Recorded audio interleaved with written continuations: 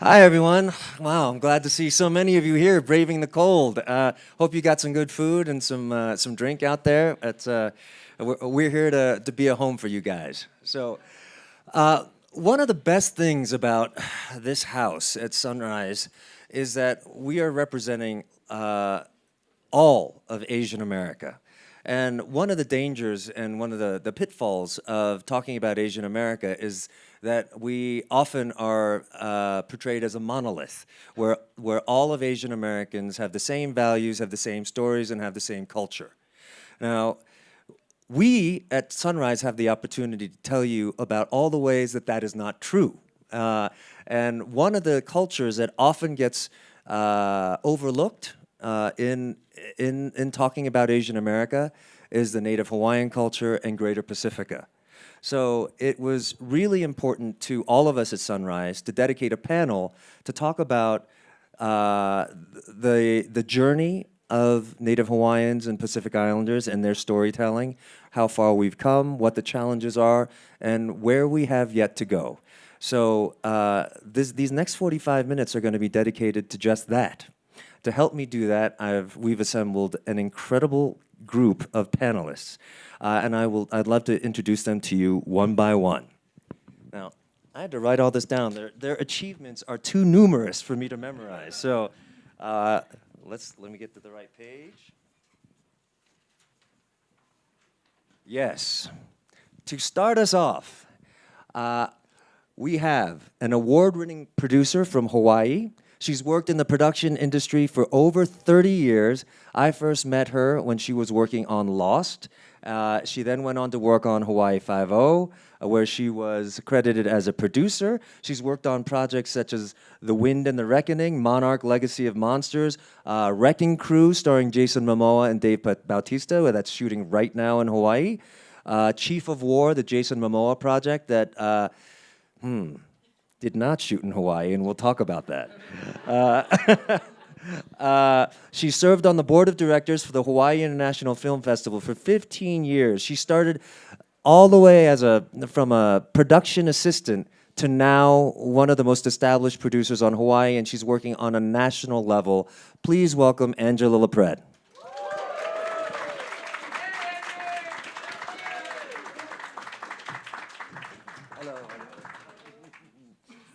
Yes. Next, another person that I've had the pleasure of knowing for many, many years. This man has, if you ever heard of water safety units on a TV show or a film, it's because of this man. He created the concept of water safety units for television and film production. Not only that, he invented what's called the rescue sled, which is used every day by lifeguards around the world in saving people who have gotten themselves in over their heads, no pun intended. He's a director, he's a stunt coordinator, he's a master waterman. He's known as one of the world's greatest watermen in the world. He's also a legendary big wave surfer. He's collected 1,000 surfing trophies, competed in over 30 Eddie Aikau big wave contests. And if you know what that contest is, you know that's serious stuff. He's currently director, the water unit director on Rescue High Surf, the TV show on Fox. He's a producer of Chief of War. He's also an actor on Wrecking Crew with Dave Bautista and Dwayne Johnson. Now, not Dwayne Johnson, Jason Momoa. Apologies. Now, on the scale of mammals who have made their lives comfortable in the water, there are whales, there are dolphins, and then there's this man. Please welcome Brian Keaulana.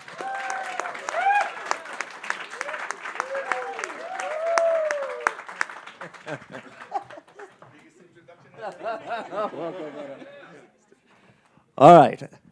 Next, we have a vice president and head of a studio, Procter & Gamble Studios, to be specific. You've never heard of Procter & Gamble Studios? Well, this is exactly why she's here. She leads P&G's mission to create innovative advertising experience that consumers look forward to. And in the process, she has garnered over 25 industry awards, including a Grand Prix Cannes Lion. She has been the creative expert for brands such as Bounty, Charmin, Gillette, Pantene, Always, and Pampers. She's also helped create Emmy-nominated documentary features like The Cost of Winning on HBO. She's the EP on an Oscar shortlisted one called Coded, and the Freevee docuseries The Tent Mender. And she's here talking about a new project as well. Please welcome Kimberly Doebereiner.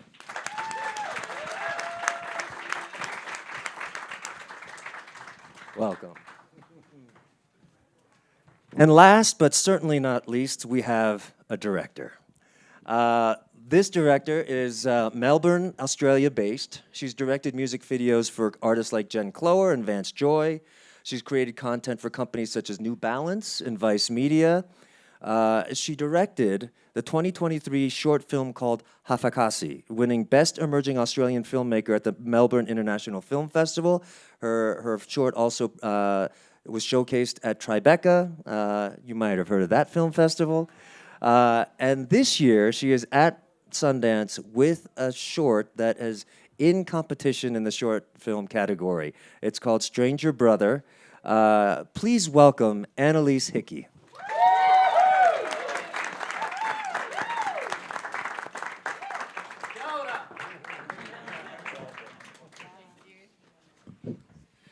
So we have a powerhouse panel. I'm sure you have lots of questions. I'm going to ask a few just to get us kicked off. Angie, why don't I start with you? Now, you started your career as a PA in Hawaii. Can you talk a little bit about what the industry was like then, and what the mainland industry was like then when it came to Hawaii?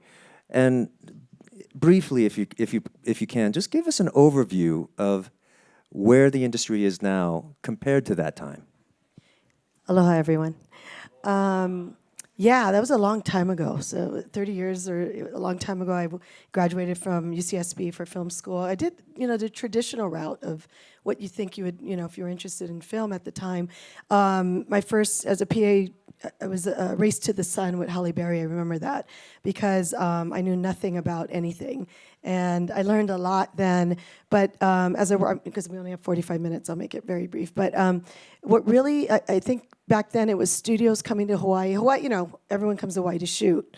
And studios come, and they bring their people. And I will say that during my time, I was a coordinator for 10 years. And that's when I really got to know studio executives and what a producer really did and all this, bringing all the elements together. But at the time, there wasn't things like internships and how do we elevate people in Hawaii, And so I think that's the biggest change, I would say, Daniel. And at the time, too, I came up the independent route as well. I love independent films. I did a lot of short films and features through HIF. HIF, was one of the pathways for many of the films from Hawaii. It's a Hawaii International Film Festival, for those who are not familiar. Yeah, and that was such a valuable time for me. But now it's a completely different time with us telling more stories from Hawaii, Pacific Islands. Now we're visible, I should say, and really, I wasn't involved so much back then with the cultural aspect of filmmaking and stories. It really came about with, I'd say, just a few years ago with Win in the Reckoning, and how that was the first film to have Olelo in it. And if you haven't seen it, it's on Amazon now. But Olelo is the Hawaiian language. Hawaiian language, yeah, and. That's when I started to go, oh my God. And really with independent filmmaking, that's where you can control the narrative and also bringing in cast and crew and who you want to work with. And that's where my love really and my passion was in. So now as we're looking at today and co-founding ICANN, which we'll talk about later, but whenever I get hired as a producer, and I want to thank Jason Momoa because we've known him for, since he was 19, and he came back, through the years. They're related, but I was like a big sister to him, and he came back and he was so loyal through the years, he would call and say, "It's Jason Momoa, give me a call," you know? I was like, oh my God, I haven't talked to you in 10 years. Okay. But, you know, I mean, he was always loyal. And when he talked about Chief of War, we'll talk about that later too, but like that's when, you know, I think I learned to value myself, because this is something I talk about with Brian a lot, is because we're in Hawaii, a lot of times studios come, they never hire local producers. And I think that's anywhere, a lot of places, right? And why wouldn't they, you know? But they like our expertise and our knowledge, but they don't hire us. So we kind of created our own pathways in that world right now. But anyway, in terms of that, it's learning, you know, what I've learned through the past is value yourself, know your worth, and create opportunities when you're giving those opportunities, because I always take that responsibility as a producer to elevate others. If I'm being put in that position, I always want to elevate others around me. So we create internships and things like that. So that's what's changed a lot, I would say. You know, being elevated is how you kept going and you elevated others. Like Brian. Like Brian, you've worked in Hawaii and lived in Hawaii your whole life. And, you know, when Angie's talking about things like the things that the culture contributes to productions outside of Hawaii, the knowledge and expertise that they look for, one of those things is always the relationship of water to Hawaii. I can't think of anyone better to ask this question to than you. When I say, when productions come in and they say, oh yeah, we want to shoot this in the water, we need a water unit. What's the first thing that they don't know that you feel like you need to educate them about and teach them about, and then talk about why the transition is important to not just teach and educate, but also participate? Yeah, so, you know, in Hawaii growing up, my father being a waterman himself, a legendary surfer in big wave ride, he also was the first voyager that circumnavigated from Hawaii to Tahiti using celestial stars. So, you know, having all those knowledge in our background and trying to portray and teach people that, right? You know, those kind of things. But, you know, in Hollywood, when I was working in my younger years, I've seen a lot of mistakes where most of Hollywood would say, water is the hardest thing to work in. And for us, we'd be like, that's the easiest thing, you know? And it was just educating them. Because for us, you know, the ocean is our school. But for them, it was their church. Because for us, we educated. For them, they was talking to God because they was underwater being held down, you know? So you go to school, you go to church. You know? Yeah. You know, so, you know, again, I think for me, the power of water, the power of the ocean really gave me my elevation, right? Because people saw in the worth of who I was. And it wasn't until what Angie said, the worth of me, my elevation was saying no to things. As soon as I started saying no, then people was, well, then what does it take? And I said, well, you need this, and this is who needs to pay. So again, understanding the whole spectrum of production, becoming a producer, and understanding from the lowest paid people to the highest paying, who does what and where, you know, developing one body that is not a gorilla for me, but really something, you know, designed for water, like one dolphin that we real quick moving, fluid, and adapt. And the ocean is it's the biggest diva out there. She would never listen to you, you know? So things change, and you know, Matt, right? Yeah. Things change quick and fast, so you need to adapt. And that's the whole thing. When you have a crew and you have a director and all people that willing to adapt to the ocean, you can create magic. Why is it important, though, not just to be a consultant, but instead to actually be a producer, a director in these kinds of projects?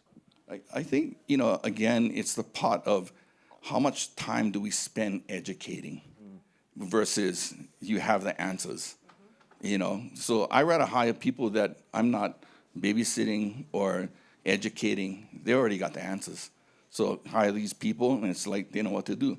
Grips that can swim, people that can light underwater, sound people that not afraid of water, you know, all these kind of things. And it's just specialized, you know, of those kind of crews and people. And then even, and weather, but the big thing is even talent, the actors. You know, give you an example, Blue Crush, Brian Grazer comes to me and, you know, what do you need? I said, well, I need the actors as long as you can. Gave me Michelle Rodriguez and Kate Bosworth for 8 weeks.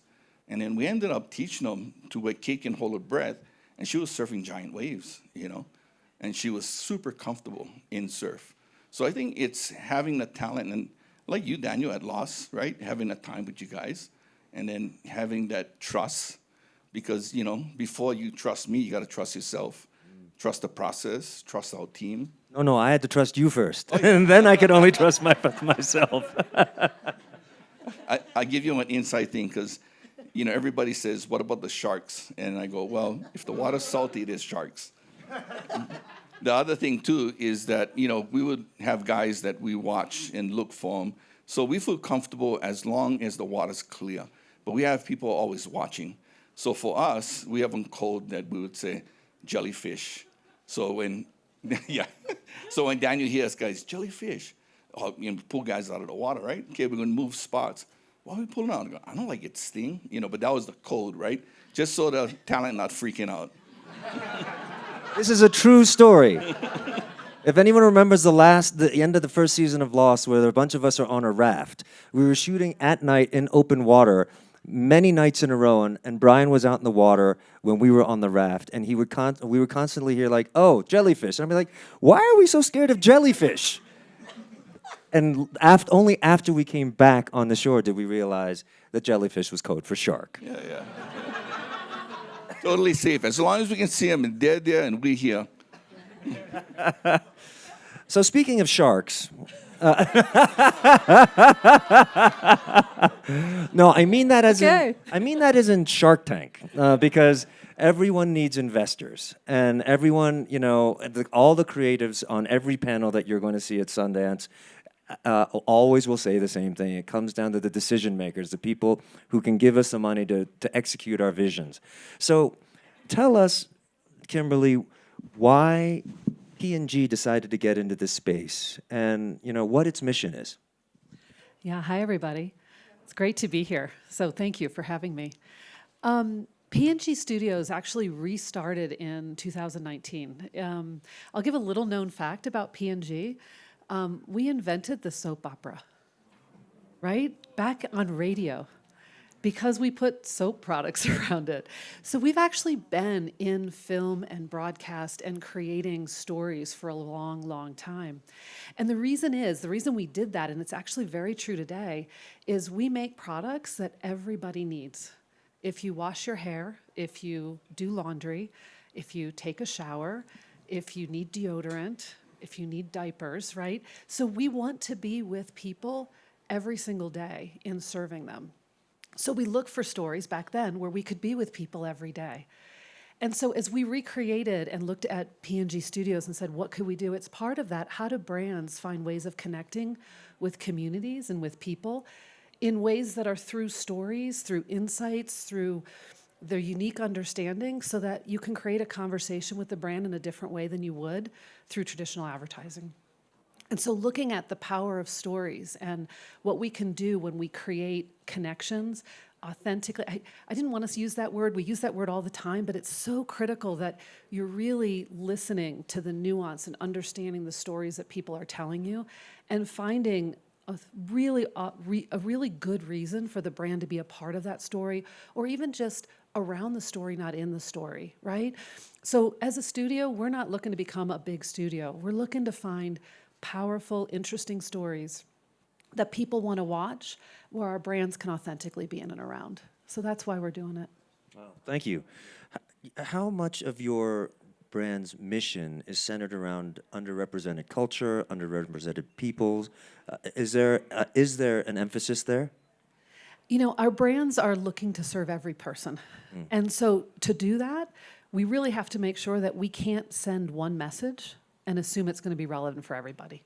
So we're always looking for ways to become more relevant to everyone we serve. So that means finding unique stories. That means showing the whole diversity that we have as a community, I'm going to speak for America, and showing and really authentically portraying those folks. So yes, we look to do that because our brands want to be a part of each and every person's life. And in order to do that, we have to be relevant to you. And that means we have to listen. And you're working in both television and film, is that correct? Yeah, so our projects on film are, we do long form docs, we do doc series, we're looking at development on TV shows. So we're looking at the whole gamut and really trying to find new business models that allow us to have, we're a studio looking for an ROI, right? I'm not looking to create content that I just give away. And it's not content that it's just the brand story, right? We're looking for stories that are a win-win-win. They're a win for the distributor because audiences come around and want to watch it. They're a win for the studio because we're able to get our investment back to do the next project. And they're a win for the consumer and our brands because the consumers create better connections and then our brands can create better connection and love. One follow-up to that. You know, there's a way to measure success when you're talking about ROI, and that's through, dollars. Yeah. But how do you measure success when it comes to brand awareness and narrative change? Is there a metric that your company uses? We look at brand resonance, brand love. How do people think of the brand? Top of mind awareness. And in order to create top of mind awareness, and this is a brand for me, there's a lot of different ways we've got to do that. So it's not just through advertising, it's through connecting into communities. We do a lot of festivals. We connect into specials. We look at how do we create films for communities. So yes, we measure brands by brand growth and who are we winning with, and we look at how our household penetration is winning across everyone. And then we look to find ways to serve folks where we need where we might have gaps and we might need to grow more. And are you looking to identify projects through scripts, or are you taking bets on filmmakers like Annelise, or is it all of the above? It's a little bit all of the above. We're working with entertainment partners. So I would say we're not assuming that we have depth of knowledge in this entertainment industry. This is a really complicated, tough industry. And so we work with partners like Dentsu Entertainment, who's our current project, with Imagine, with Spring Hill. So we work with folks who know the industry, understand the industry, and who many people are going to try to pitch their projects. And so we're interested in sports, we're interested in music, we're interested in different untold stories. And we tell those to the folks we're working with. And so as they're hearing from different folks, we then can find projects we want to work in partnership with.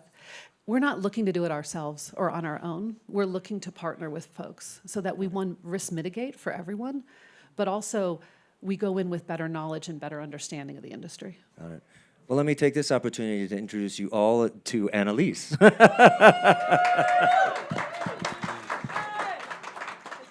Annelise, people should know your work, and congratulations for being selected for competition at this year's Sundance. It's a great achievement. Thank you. Yeah, I got a chance to watch Hafakasi, and I was really touched by it because I think it's beautiful, it's poetic, and it's very personal.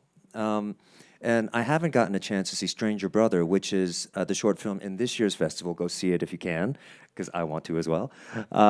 Can you talk a little bit about the themes that are important to you and resonate with you in the context of NHPI and Pasifika filmmaking and stories that haven't been told? Absolutely. Maloe lele, kia ora, aloha, hello everyone. Thanks so much for having me as well, Daniel.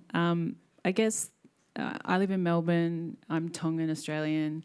I live in diaspora, so the stories that are important to me, I'm noticing about my work, are the themes that come back are belonging and identity. You know, living not in Tonga and being disconnected from culture is it's hard to own your Tonganness. I was nervous about coming today to be the director, writer, representative of all of Polynesia, you know? Whoa, that's a big weight to carry, you know? But what's beautiful is like filmmaking has made me really own it, and it took me a long time to write Hafakasi because I thought that story no one would be interested in, and then Tribeca wanted to show it, and now I'm here at Sundance with another story, and that's pretty incredible. So I guess the stories that I want to see made are stories that we haven't heard before. I mean, I feel like we all want to see that, but stories that mean something, that have something to say, that aren't just entertainment, that will touch someone who might be living in another corner of the world that can relate to what our Polynesian experience is, wherever that is, whether it's on the islands or in diaspora. But it's also really personal and specific, and ultimately about family, which, and that people always say, the more specific, the more universal. And, the thing I really enjoyed about your film is that, I don't want to spoil Hafakasi. Hafakasi, do you want to talk about the title, Hafakasi, and what that means? Yeah, Hafakasi means half-caste in Tongan. It is like originally derogatory, but there's a lot of young people really owning that term now. So like I would say I'm Hafakasi, and kind of like owning it more so now. So the story is, about a Hafakasi kid, aka me. Yeah, a young girl whose mother is white Australian, European Australian, and whose father is Tongan, but is not in the film. And what I found interesting about it, if you don't mind me talking about it a little bit, it's low-hanging fruit in today's storytelling style to represent the Europeans as bad, and the people of color are equal good. But in your story, the young protagonist has a very loving relationship with her European-looking mother, and it's a source of some tension and friction when she goes out into the world because she's not associated with her own blood. But so it's a loving relationship, yet in the end of the film, she finds refuge with people, as the actor sings in the final scene, with brown coconut skin. Can you talk about that tension and how you wanted to approach it? Absolutely. It's a very personal story, and my mum is looking after my son in the next room who's crying. So my mum, it's very much based on my mum and I. My mum is the most loving person I've ever met. And growing up, she really tried to get me to connect with my Tongan heritage, and I didn't want a bar of it because I just wanted to be white. I was living in a white suburb. The kids that I went to school with, that was what I thought was important. But the thing that really rang true was that my mum doesn't see colour. I know that sounds really weird, but she was like, I didn't even see you as brown. Like, I don't see you as a colour. Like, I just love you. And that was, I guess the real crux of the story, but her trying to understand, I guess now as an adult, that my Tonganness is really important to me as well as being Aussie-Irish, I'm not just half Tongan or half Aussie-Irish or whatever. I'm a full person, and I think that's what's so special about the story is like a mother's love is so beautiful, family love is so beautiful, and but she, like in real life, supported me on this journey to find out what my heritage was. Does that answer it for you? I think so, thanks. Yeah. But it feels like that on-camera exploration of identity and the specifics and the uniqueness of each culture is something that Hawaiians, Native Hawaiians are seeking and have been seeking for a long time to portray on camera. Would you guys say that's true? Forgetting at the mic. It's practicing the culture, right? So I see it a lot, especially from where I come from, on the west side of Oahu. It's a real prominent Hawaiian community. In fact, my being brought up there, my father has not raised me; he's raised the whole village. So my father has. I've had a rich childhood. Everyone there was auntie and uncle because my dad has taught everyone how to fish, how to dive. When we ate, everybody would go out and fish and come back and feed the whole beach, whether it's tourists or it doesn't matter who was. It was whoever was around. So it was the tradition, and we get this thing called hanai, which is like to adopt. So it doesn't matter where you're from. For me, I always practice, the land doesn't separate us. The ocean, is the one that combines us. We're not divided by land, but we connected by water. And the area we live in and the space we live in is the ocean, and it's the biggest in the world. So the family that we have is worldwide. So no matter where we go in the ocean, we're always at home. And that's the mentality that we always cover. And especially everyone that we watch in the ocean, we watch them as if they're one of our family. And that's how we've been brought up as, water safety professionals in that way also too, just having those values. Those kinds of values are the things that it seems to me, and I hope you agree, that it's why it's important that we have authentic filmmakers telling their stories. We have some great filmmakers in the audience today, people who are at varying levels of success, both as directors, actors, and it takes all of us to get to that level. And so you guys have seen the obstacles. What have you done about it, Angie? You want the truth or the? I want the truth. Well, I want to add to Annelise's because I think basically it's like being Hapa, right? Yeah. And growing up in Hawaii, like honestly, for me, I'm not Polynesian. I'm Japanese, Italian, Irish. Somehow equals Filipino because people think I'm Filipino. But I never thought about it like that, because we always talk about our values, how we grew up, but for some reason now it's like it's so important to us, maybe because we're older too, but now is the time that there's so many different platforms for these authentic storytelling. And should I talk about? Yeah. Okay. So Brian and I are producers on Chief of War, which is coming out, and our DP is sitting right here, Yo. Mr. Matt. He's from Australia. But it wasn't an easy show. It's an Apple series coming out this year, finally, after, 2.5 years of work. But it's going to be the first Hawaiian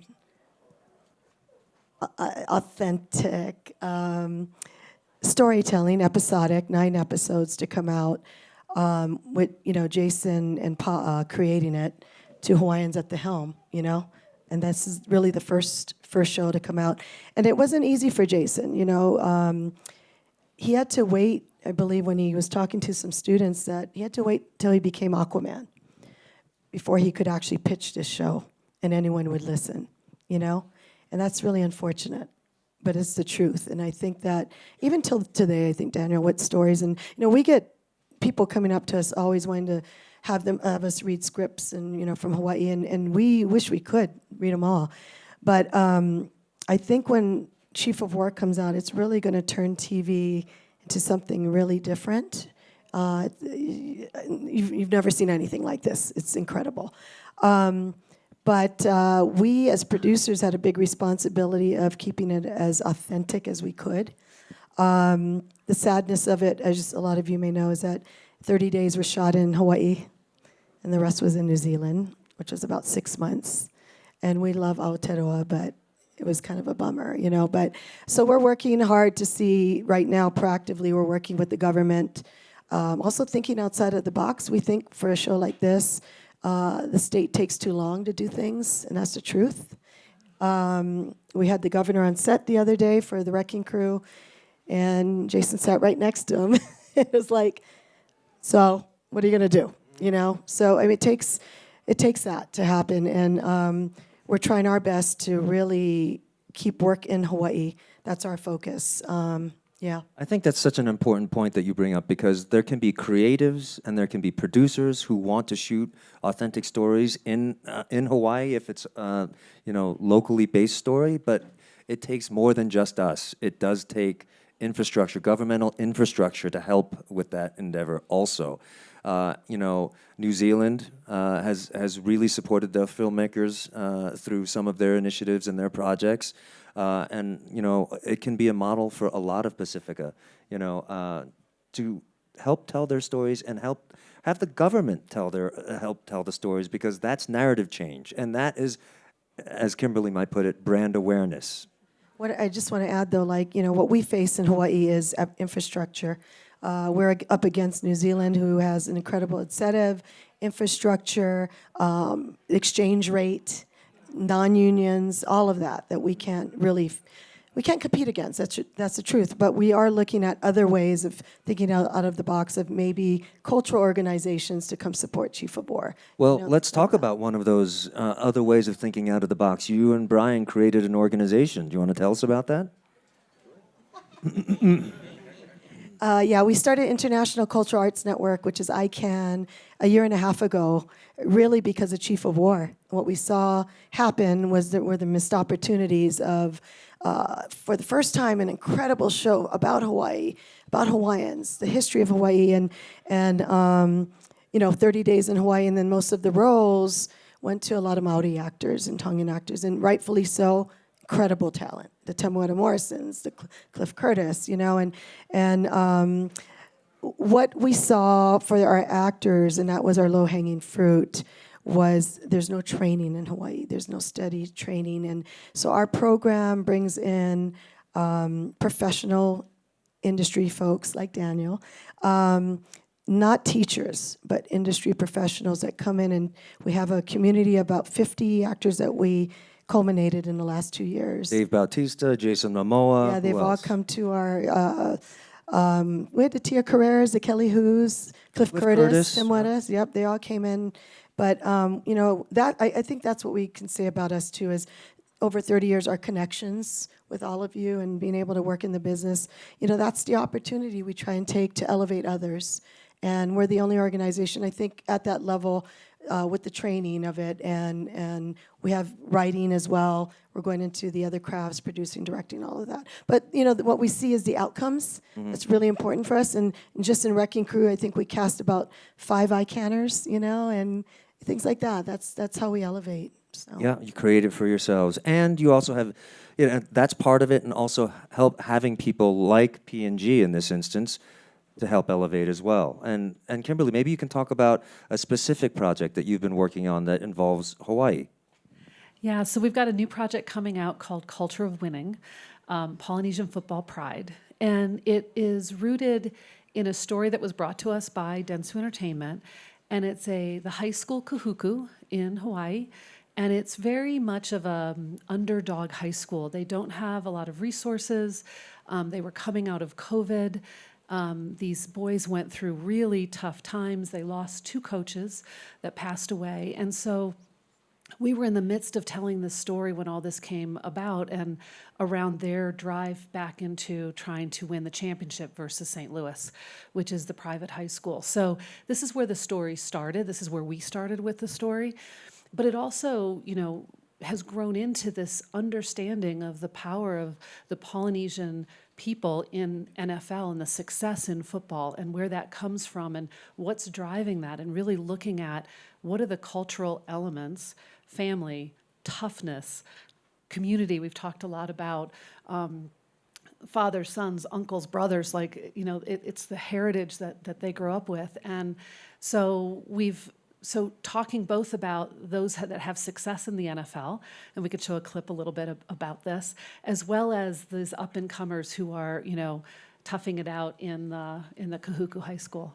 We talk a lot about obstacles, challenges when it comes to getting our stories told. So we have to celebrate the wins when the stories do get told. This documentary is an example of a win. We actually have a clip. Can we run it?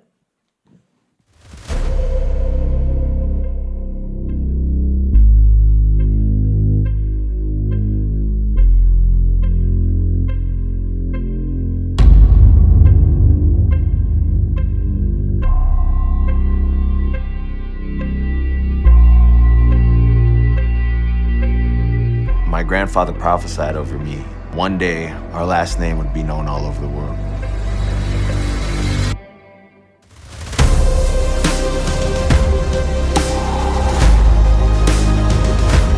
Here on the North Shore, there's nothing to do but go to the park and play football. Why are people obsessed with football? It's because that's all we have. Kahuku fans have waited 686 days for this one. The private schools, they're privileged, they have everything they need. I give thy strength, I give thy wisdom. Why be great when you can be legendary? They will be legends in their own right. I can really do this. I can really achieve my dream.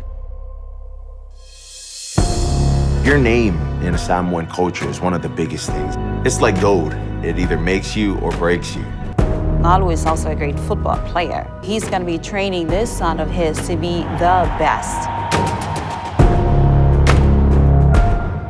We live off the land, the ocean, on a mountain. Our core values, ethics, and habits stem from those things. And then you put that on a football field, bam! This is a football family, deep in tradition, years of generations, blood, sweat. It came from grandpa, great-grandpa, uncle, dad. Drive! The number one thing I kind of learned from my culture is loyalty. I still live by that one every day. A lot of these families, they came from other Polynesian islands. They didn't have any money. They went on faith. So their grandkids and great-grandkids would have a better future from what they had on those other islands. I'm continuing to show up and believe in the dream that I've been trying to play out for a long time. Pray for you guys every night, just as much as I do my own daughters. That's why I think I'm blessed with daughters, because you guys are all my sons.